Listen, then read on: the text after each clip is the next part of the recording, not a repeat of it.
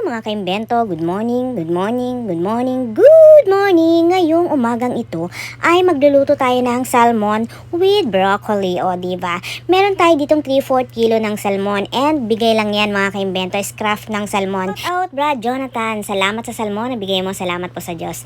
Then timplahan na natin, nilagyan ko siya ng 1/2 teaspoon ng garlic powder, 1/2 teaspoon ng ground black pepper, malilimutan pa, 1/2 teaspoon ng paprika powder, and ng ating 1 teaspoon ng liquid seasoning. Then, ang susunod naman nating ilalagay ngayon is ang oyster sauce. Bali, nilagyan ko siya ng mga 2 tablespoon ng oyster sauce. Then, ng 1 tablespoon ng soy sauce. O, diba? Puro soy sauce yan. Pero hindi naman yan maalat mga kaimbento.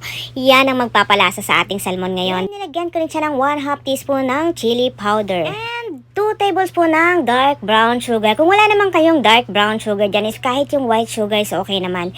Then, haluin lang natin ito para maging even ang lasa, kumalat ang lasa ng ating mga panimpla dito sa ating salmon. O, diba? Ang daming sinasabi ng lola nyo. Minsan na lang makapag voice over. Then, takban natin ito at hayaan nating nakababad sa panimpla ng 1 oras. After 1 hour, ayan na ang ating salmon's craft. O, diba? Then, maglagay tayo sa isang pan ng sapat na oil para maiprito natin ang ating mga salmon. Mahinang apoy lang mga kaimbento para naman hindi masunog ang ating salmon dahil meron itong toyo, meron itong oyster sauce, may tendency na masunog ito pag nilakasan nyo ang apoy ng inyong kalan. O, diba? Then, pag naluto na yung isang side, baligtarin natin at lutuin din natin ang kabilang side. Ganyan lang po mga kaimbento, dahan-dahan lang.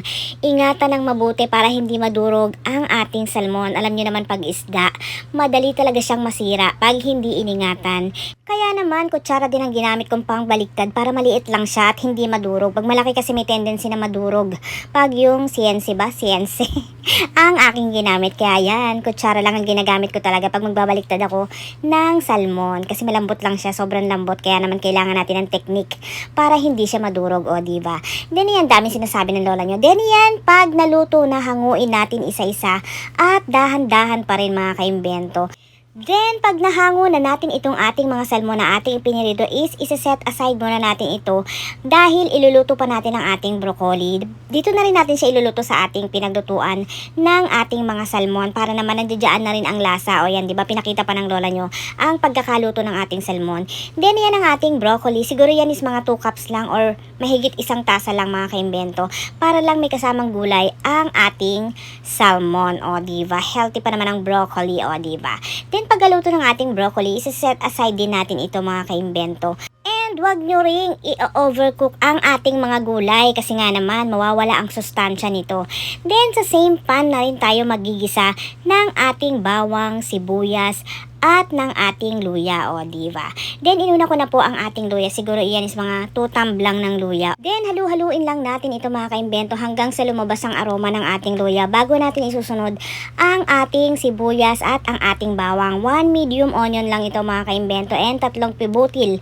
Piraso sasabihin ko butil yung pumasok sa isip ko ng bawang. Then iyan yung pinagbabara natin ng ating salmon. Wag natin yang itatapon. Diyan natin ilalagay ang ating ginisang bawang, luya, sibuyas, o diba? Isasalin lang natin dyan and isutay-sutay lang natin yan hanggang sa kumulo mga kaimbento. Then nilagyan ko rin siya ng 1 cup ng water para naman medyo may sabaw-sabaw pero maglalapot pa rin yan, no? Pero lalapot pa rin yan mga kaimbento. Halatang walang edit-edit ito kahit magkamali ako ay talaga man dinedire-diretso ko. And nilagyan ko rin siya ng kalahating piraso ng beef cube and ng chili powder, o diba? Para naman medyo maanghang-anghang ang ating ulam ngayon. Pampagana na rin siyang kumain yung anghang. Then, pag ayan at kumulo na medyo na-reduce na ang ating sabaw, ilalagay na natin ang ating piniritong salmon. Huwag nyo lang haluin pag inyong nailagay. Iusod-usod nyo lang siya kung gusto nyong iusod. Kasi naman, para hindi madurog ang ating isda. Then, isunod na rin natin ang ating broccoli. Kaya naman, huwag natin masyadong lutuing husto kanina sa pagpiprito ang ating broccoli dahil ilalagay pa natin dyan, maluluto pa siya. Para naman hindi sobrang overcook ang ating gulay, o diba? Nag-iisip na sasabihin ng lola nyo.